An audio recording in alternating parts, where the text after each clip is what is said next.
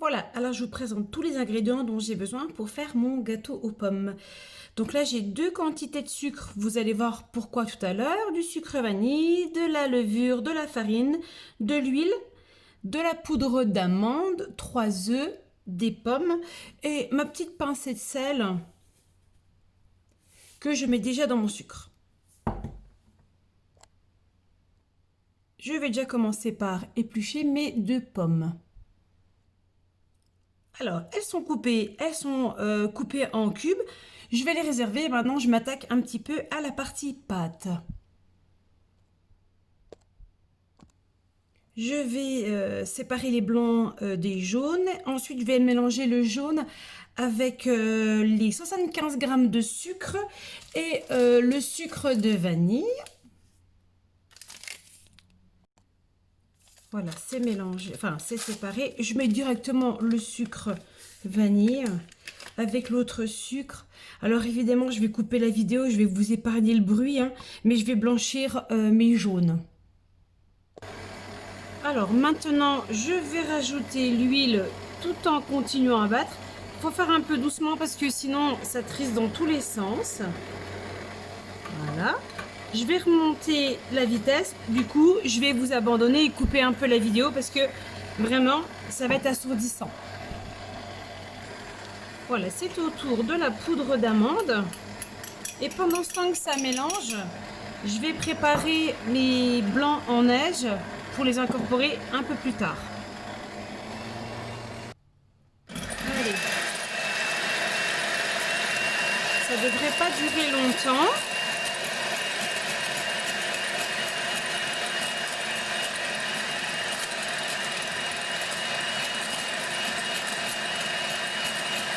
Les plus courageuses le font à la main. Moi, je suis pas super courageuse en fait, donc je le fais au fouet.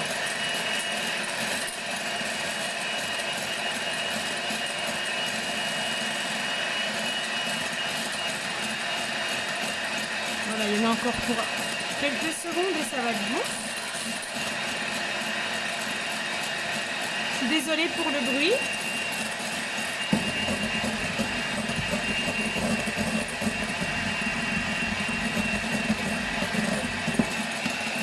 Regardez, ils sont bien fermes, ça va être terminé. Voilà. Maintenant, il faut que j'ajoute la moitié de mes 40 g de sucre. Je vais rebattre à nouveau. Allez, c'est parti.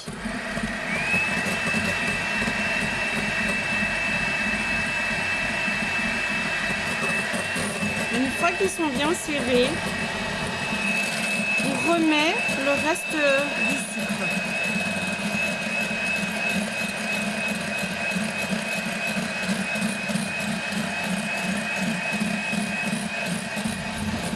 Voilà. Voilà, comme ça mes 40 g de sucre sont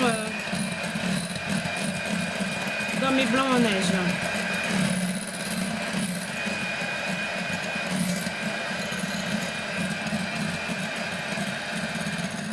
Voilà. Allez, maintenant j'incorpore mes œufs à ma préparation initiale, tranquillement à la maryse. Alors on sait toutes que c'est une opération qui doit se faire tranquillement pour que la préparation soit bien aérienne. Voilà. Alors évidemment, pendant ce temps, j'ai fait préchauffer mon four à 180 degrés, de manière à ce qu'il soit en température quand j'aurai terminé de préparer le gâteau. Sachant que là, il ne me reste plus grand chose à faire. Donc une fois que j'aurai fini d'incorporer mes blancs en neige, il me restera à ajouter la farine que j'aurai tamisée.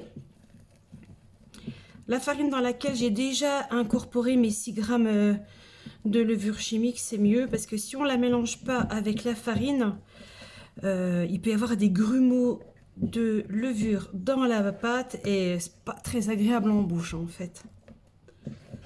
Voilà.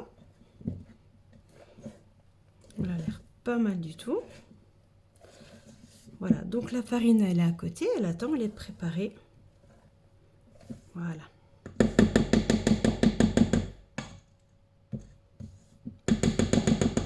Voilà. Allez, autour de la farine. Alors, bah, pour tamiser, on y va. Voilà. Pareil, il faut le mélanger assez délicatement parce que autrement, tout ce qu'on a pris soin de mélanger à la maryse pour pas casser trop les blancs, ben, si on n'y va pas délicatement, ça n'aura pas servi à grand chose. Voilà. Voilà. C'est vrai que la maryse, c'est l'idéal hein, pour mélanger comme ça. Encore un petit peu. Voilà, je vous reprends tout à l'heure le temps d'incorporer toute ma farine. Voilà, tout est bien mélangé. Donc maintenant, je vais mettre dans le moule que j'ai déjà beurré la moitié de ma pâte. Et je vais y incruster les morceaux de pommes que j'ai coupés tout à l'heure. Voilà, donc ça c'est la pâte. La moitié des pommes. Il faut bien les incruster, c'est important parce que en fait c'est un gâteau qui finalement est relativement léger. Voilà, alors j'en ai mis un peu à côté, hein. C'est pas bien grave. Voilà. Ensuite, je vais recouvrir à nouveau du reste de ma pâte. Et je vais mettre le reste des morceaux de pommes que j'avais coupés. Allez, c'est parti.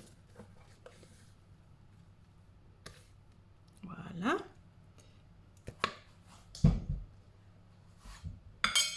Je vais bien étaler.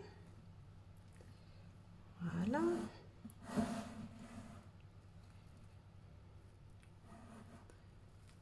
Les pommes. Allez, le reste de la pâte. Et donc, le reste de mes pommes. Voilà, comme ça, elles seront à peu près réparties uniformément. Maintenant, il me reste à préparer. Donc ça, je vais le mettre de côté. Le crumble. Alors, dans mon crumble, il y a du sucre, de la farine, du sucre brun, de la poudre d'amande, de la cannelle, du sel et du beurre. Donc, je m'en vais malaxer tout ça et ensuite, je vais le remettre sur le gâteau. Allez, voilà, mon crumble, il est prêt. Voilà, à la main, c'est super facile à faire. Allez, je dépose tout ça sur mon gâteau et je viens d'entendre mon four qui vient de sonner, me disant qu'il est arrivé à température. Donc ensuite, une fois que j'ai déposé tout le crumble sur mon gâteau, il va partir pendant environ 50 minutes. Il faut toujours surveiller les cuissons parce que en fonction des fours, il peut y avoir une petite variation. Mais c'est environ 50 minutes. Et après, il ne restera plus qu'à se régler. Voilà.